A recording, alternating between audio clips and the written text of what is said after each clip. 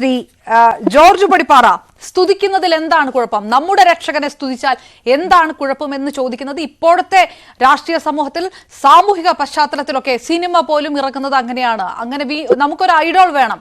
ആ മുഖത്തിലെ ഇപ്പോൾ എന്ത് സന്ദേശവും മുന്നോട്ട് വെക്കാൻ കഴിയുള്ളൂ. അതിപ്പോഴത്തെ ഒരു സിസ്റ്റമാണ്. സ്തുതിക്കുന്നതിൽ എന്താണ് കുഴപ്പം എന്ന് ചോദിച്ചത്. ഇന്നലത്തെ ആ വാഴ്ത്തുപാട്ടിന്റെ രചയിതാവിന്റെ ഒരു പ്രതികരണം ആ തരത്തിലാണ് വന്നിരിക്കുന്നത്.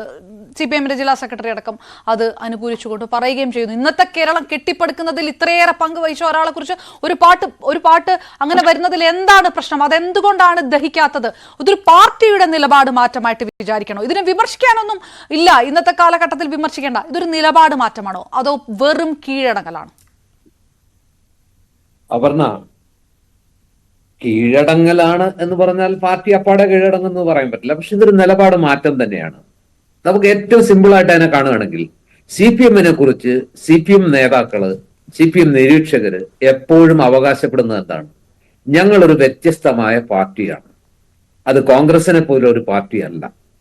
അതല്ലെന്നുണ്ടെങ്കിൽ മറ്റേതെങ്കിലും രാഷ്ട്രീയ പാർട്ടി പോലെ BJP പോലെ ഉള്ള ഒരു പാർട്ടിയല്ല. ഇത് വ്യത്യസ്തമായ ഒരു പാർട്ടിയാണ്.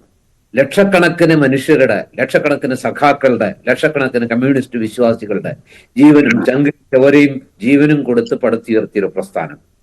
ഇവിടെ പാർട്ടിയേ ഉള്ളൂ, വ്യക്തികളില്ല. ആരും പാർട്ടിക്ക് അതീതരല്ല. ആരും പാർട്ടിയെ സൃഷ്ടിക്കുന്നില്ല. പാർട്ടി നേതാക്കളെ സൃഷ്ടിക്കുന്നേ ഉള്ളൂ. നേതാക്കൾ പാർട്ടിയെ സൃഷ്ടിക്കുന്നില്ല. ഇതല്ലേ അടിസ്ഥാനപരമായിട്ട് പാർട്ടി എന്നും പറഞ്ഞുകൊണ്ടിരിക്കുന്നത്.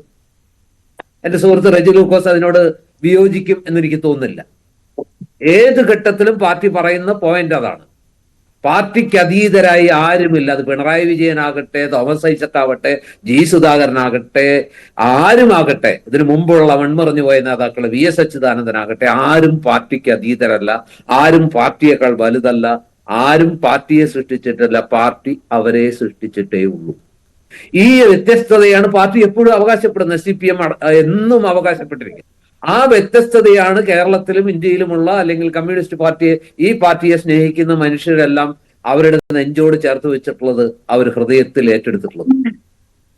അതുകൊണ്ടാണ് ഈ പാർട്ടി വ്യത്യസ്തമായ പാർട്ടിയാണെന്നും ഈ പാർട്ടി ആരോടെങ്കിലും ചേർന്ന് നിൽക്കുന്നെങ്കിൽ അത് നേതാക്കളോടല്ല, മറിച്ച് ആ പാർട്ടിയെ താങ്ങും തണലുമായി കാണുന്ന, ആ പാർട്ടിയിൽ വിശ്വാസം അർപ്പിച്ചിരിക്കുന്ന ജനകോടികളോ അല്ലെങ്കിൽ ജനലക്ഷങ്ങളോടാണ് എന്നാണ് ഈ പാർട്ടി എന്നും പഠിപ്പിച്ചിട്ടുള്ളത്.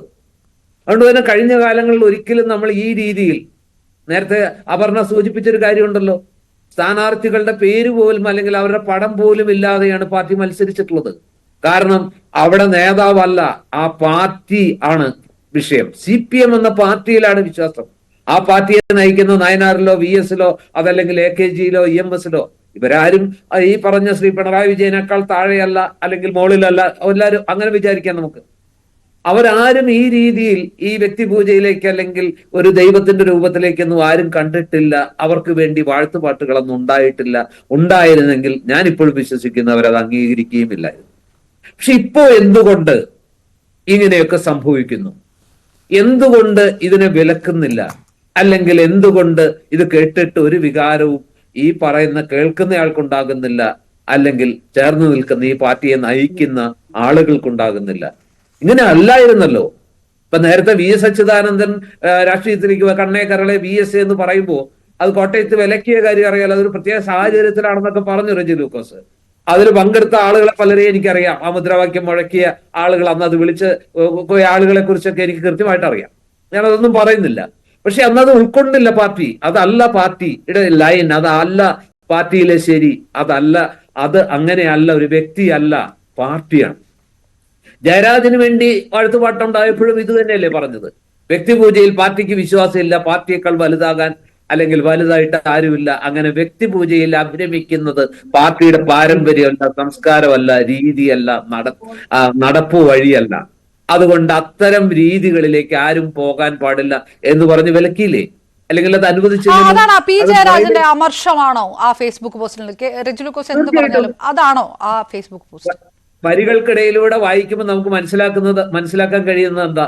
എനിക്ക് ഒരു നിയമം, എന്റെ രീതിയിൽ അവിടുത്തെ ഒരു കലാസമിതി, അങ്ങനെ ഒരു പർവ്വതീയ സൂര്യൻ പോലെയുള്ള ഒരു പാട്ട്, ഏതാണ്ട് ഇതേ വരികളൊക്കെ തന്നെയായിരുന്നല്ലോ. അതിലും ഇതേ അർത്ഥവും ഇതേ അലങ്കാരവും ഒക്കെ തന്നെയായിരുന്നു. വാക്കുകളൊക്കെ ഇതേ ആലങ്കാരികതയൊക്കെ തന്നെയാണ് ഉണ്ടായിരുന്നത്. വിപ്ലവ സൂര്യനും അതുപോലെ തന്നെ ഈ ഫീനിക്സ് പക്ഷി എന്നൊക്കെ പറയുന്ന പോലെ ഏതാണ്ട് സമാനമായ വാക്കുകൾ തന്നെയാണ്. അപ്പൊ കണ്ണൂരില് പി ജയരാജനെ സ്നേഹിക്കുന്ന സഖാക്കൾ അങ്ങനെ ഒരു പാട്ട് എഴുതിയാൽ അവർക്ക് അവരുടെ നേതാവിനെ ഇങ്ങനെ സ്തുതിവചനങ്ങൾ കൊണ്ട് മൂടണമെന്നും വിപ്ലവ സൂര്യൻ എന്ന് വാഴ്ത്തണമെന്നും ആഗ്രഹം തോന്നിയാൽ ആ ആഗ്രഹം പി ജയരാജന്റെ കാര്യത്തിലാവുമ്പോൾ പാർട്ടി നയത്തിന് വിരുദ്ധവും, ശ്രീ പിണറായി വിജയന്റെ കാര്യത്തിൽ തിരുവനന്തപുരത്തെ സെക്രട്ടേറിയറ്റ് എംപ്ലോയീസ് അസോസിയേഷനിലെ അംഗങ്ങൾക്ക് ഒരു പാട്ട് എഴുതി പാട്ട് പാടണമെന്ന് തോന്നിയാൽ അത് അതിനകത്തൊന്നുമില്ല. അത് വളരെ സ്വാഭാവികം. മുഖ്യമന്ത്രി പോലും പറഞ്ഞത് എന്താ? ഈ പറഞ്ഞ ആക്ഷേപങ്ങൾക്കിടയിൽ ഒരു പുകഴ്ത്തൽ ഏതെങ്കിലും ഭാഗത്തുനിന്നുണ്ടായാൽ മാധ്യമങ്ങൾക്ക് അസ്വസ്ഥത ഉണ്ടാകുമെന്നാ പറയുന്നത്.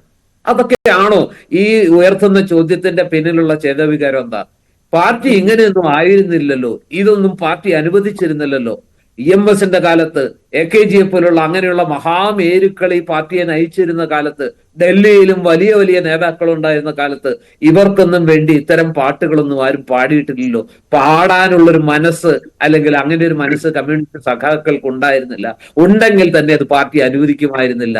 അതല്ല പാർട്ടിയുടെ സംസ്കാരം, അതല്ല പാർട്ടിയിൽ വിശ്വസിക്കുന്നവര് ഇതുവരെ പാലിച്ചു പോന്ന അനുശീലിച്ചു വന്ന രീതികൾ എന്ന് അവർ അറിയാതെ തന്നെ അവർ ഓർമ്മിപ്പിക്കും. അവർക്കത് അറിയാമായിരുന്നു. പക്ഷെ ഇന്ന് എന്തുകൊണ്ട് ഈ പറയുന്ന വളരെ വിദ്യാഭ്യാസമുള്ള ഈ ഭരണത്തോടൊക്കെ ചേർന്ന് നിൽക്കുന്ന അങ്ങേയറ്റം എന്താ പറയാ സംഘടനാ തലത്തിൽ പല കാര്യങ്ങളും കൃത്യമായിട്ട് അറിയുന്ന ആളുകൾ തന്നെ ഇങ്ങനെ പാടുന്നു, നൂറുകണക്കിന് പേര് ചേർന്നത് അതൊരു വലിയ സംഘഗാനമായി മാറുന്നു. മുഖ്യമന്ത്രി വരുമ്പോ പശ്ചാത്തലത്തിൽ അത് വലിയ മുഴക്കത്തിൽ കേൾക്കുന്നു.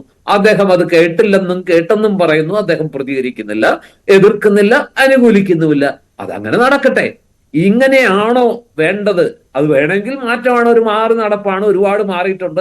പാർട്ടി ഇപ്പോഴും മാറിക്കൊണ്ടിരിക്കുന്നുണ്ട്. മാറാൻ പാടില്ല എന്നൊന്നും ആരും പറയുന്നില്ല. പക്ഷെ ഒരൊറ്റ കണ്ടീഷനേ ഉള്ളൂ, ഞങ്ങൾ വ്യത്യസ്തമായ ഒരു പാർട്ടിയാണ് എന്ന അവകാശവാദമൊക്കെയാണ് ഇവിടെ വെച്ച് തീരുന്നത്. ഇപ്പോ കോൺഗ്രസിനകത്തൊക്കെ വ്യക്തികളെ ആരാധിക്കുന്നു. ഇന്ദിര തന്നെ ഇന്ദിര എന്ന് DK ബറുവ അടിയന്തരാവസ്ഥ കാലത്ത് പറഞ്ഞത് ഓർമ്മയുണ്ടല്ലോ. അന്ന് എന്തായിരുന്നു ഭൂലോകം? ഇന്ത്യ തന്നെ ഇന്ത്യ എന്ന് പറഞ്ഞത് എന്തോ വലിയ കോലാഹലങ്ങൾക്കും വിവാദങ്ങൾക്കും CPM തന്നെ അത് എന്തുമാത്രം വിമർശിച്ചു. ഇന്നിപ്പോ കേരളം എന്ന് പറഞ്ഞാൽ ആരാണ്? അല്ലെങ്കിൽ കേരളം ഈ പറഞ്ഞ അദ്ദേഹം സൃഷ്ടിച്ചെടുത്തൊരു കേരളമാണ് എന്ന രീതിയിലേക്ക് കാര്യങ്ങൾ കൊണ്ടുപോകുമ്പോ അത് ആരിലും ഒരു അലോസരവും തീർച്ചയായും ശ്രീ ജോർജ് പടിപ്പാറ, ഞാൻ എത്താം ശ്രീ